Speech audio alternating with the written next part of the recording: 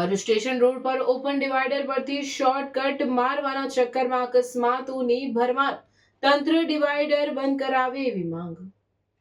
અહીં two wheeler અને car ચાલકો દ્વારા ગેરકાયદેસર રીતે ડિવાઈડર ક્રોસ કરવાની ઘટનાઓ સતત સામે આવી રહી છે, જેના કારણે માર્ગ સુરક્ષા પર ગંભીર પ્રશ્નો ઊભા થયા છે। આજે પણ આવી જ એક ઘટના સામે આવી હતી, જેમાં એક કારના ચાલકે અચાનક ડિવાઈડર ક્રોસ કરવાનો પ્રયાસ કર્યો હતો।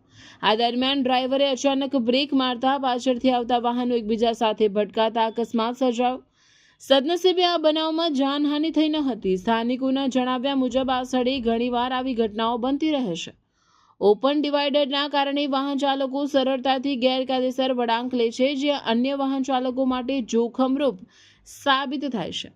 આથી સ્થાનિકો દ્વારા આ ઓપન ડિવાઈડરને તાત્કાલિક બંધ કરવાની માંગ કરવામાં આવી છે।